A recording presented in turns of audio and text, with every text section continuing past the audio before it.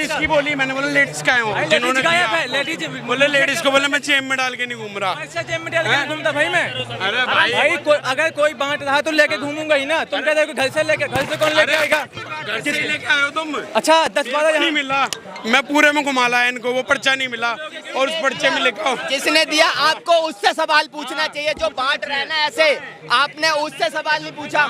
मैंने खुद नहीं देखा। मैं आपको सुनो, मैं मोदी जी ईवीएम द्वारा वोट चोरी करते हैं और पर्चा खुद बना के लाए हैं ये पूरे में मिला। ये लोग को दिखा दो, कोई मिला ही नहीं। अगर पर्ची में कुछ लेके गया तो क्या मैटर हो गया? क्वेश्चन ना करें। अगर आपको मैटर, आपको जिसने दिया उससे पूछो। अगर मैं आपको मारता हूँ तो आप मुझसे सवाल अगर मीडिया वाले बात कर रहा है फिर कहाँ जाएगा? पॉइंट है कि नहीं है?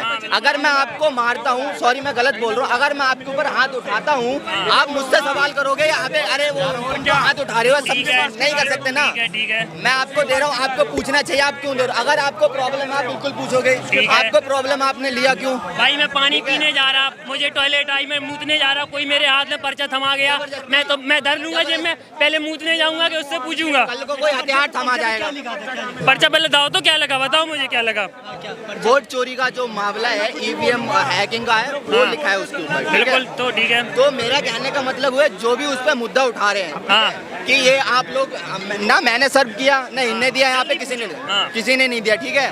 पर सामने सर का, सॉरी मुझे उनका नाम नहीं पता, उनका है कि आप लोग जो है कांग्रेस कहाँ से आ रही है यहाँ पे? ये तो कांग्रेस का मुद्दा है। वोट चोरी ईवीएम ये कांग्रेस का मुद्दा है। बिल्कुल नहीं, ये मत बोलो। मैं भी पूछ सकता वोट चोरी का, मैं क्यों नहीं पूछ सकता? भाड़ में जाए कांग्रेस, मैं क्यों नहीं पूछ सकता? किससे पूछोगे? किससे पूछूंगा? सरकार से पूछोगे? हमसे? सरकार से नहीं, चुनाव आयोग से पूछूंगा। सरकार से क्या, चुनाव आयोग से पूछेगा? चुनाव आयोग है। हम यहाँ तो धर्मेंद्र प्रधान भी नहीं है। हम क्यों आए हैं यहाँ तो धर्मेंद्र प्रधान भी ना है। कांग्रेस, आप कॉकरोच पार्टी को समर्थन करते हैं या नहीं? पहली बात तो ये पार्टी नहीं है, ये एक छात्र समूह है। पार्टी इसका नाम है बस, आए समझ में, रजिस्टर्ड नहीं है कोई कॉकरोच जनता पार्टी। मैं इस समूह का जन समर्थन करता हूँ, पूरे दिल से समर्थन करता हूँ। कॉकरोच जनता पार्टी का समर्थन करता हूँ बुंदेलखंड से। अच्छा ये बताइए, धर्मेंद्र प्रधान अगर इतने प्रोटेस्ट के बाद भी इस्तीफा नहीं देते हैं तो फिर उसके बाद क्या करेगी कॉकरोच जनता पार्टी? देखिए, ये होता है एक मैनेजमेंट का काम। ये आप एक कार्यकर्ता से नहीं पूछ सकते कि भाई आगे क्या करेगी। जो भाई वो लोग बोलेंगे हम वो लोग करेंगे। पार्टी कह रही है इस्तीफा दो, बस सीधा सवाल है, इस्तीफा दो। बच्चों के लिए, बच्चों की मत हुई है। हाँ तो भाई देना चाहिए। भाई तुम्हें ये बताओ, ब्याह में यदि हमने कोई ब्याह कंडक्ट करवाओ, भाई बुंदेलखंड में बोल सकता? बुंदेलखंड में बोल सकता? क्या पूरा भारत पूछ रहा है इस्तीफा दो यार। हाँ तो भाई इस्तीफा देना चाहिए। देना चाहिए। चलिए हो गया भाई, अब तो तैयार, मान गए ना इस्तीफा देने? अब तो तैयार हो गए। इस्तीफा तो चाहिए ही चाहिए, इस्तीफा के बिना देंगे नहीं। भाई बिल्कुल, जो हमारा मैनेजमेंट। दो समर्थक दरअसल यहाँ पे आ गए थे, एक बीजेपी वाले थे, एक दरअसल कॉकरोच पार्टी के।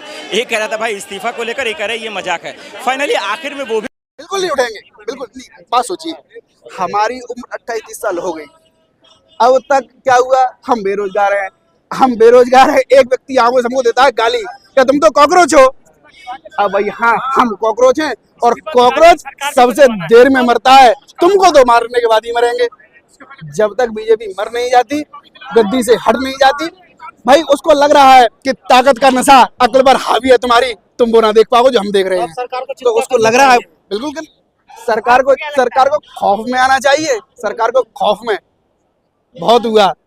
अब सरकार बड़े मजबूत बताए जाते हैं प्रधानमंत्री से। हाँ बताए जाते हैं। और देशों में सीना उनका 56 इंच का, अमेरिका के सामने 5.6 का। भाई गजब हाल है। सब देशों में बात होती है तो अमेरिका के लिए भाई एकदम खून खोल, मतलब बात आती पाकिस्तान की तो एकदम प्रधानमंत्री का खून खोल जाता है आरएसएस वालों का। और बात आई अमेरिका की तो एकदम क्या ही अमेरिका के नाम पर तो और ही कुछ हो जाता है। और बात आ जाए पाकिस्तान की तो खून खोल जाता है। सरकार ने कहा कि मंदिर वहीं बनाएंगे और चंदा हम ही चुराएंगे। तब क्या हुआ? चंदा चोरी हो गया। मंदिर को बने हुए 2 साल भी नहीं हुए, चंदा तो चोरी हो गया। तो मैं कह रहा हूँ जो राम के नाम पर आए थे और राम की जेब में से वैसे निकाल लिए। राम का बटुआ जब चुरा रहे थे, जेब काट रहे थे उनकी, तब भी तो राम देख रहे होंगे। शर्म नहीं आई? तब वो शर्म आनी चाहिए थी। हमारा युवा बेरोजगार कॉकरोच हमें बैठे हुए हैं और वो वास्को डी गामा सरकारी पैसे से चक्कर लगा रहा है, पूरे विश्व में मेलोडी खिला रहा है। धर्मेंद्र प्रधान एसी के रूम में बैठा है, वो हट नहीं रहा है। क्या समझ क्या रखा है जनता को? जनता जाग चुकी है।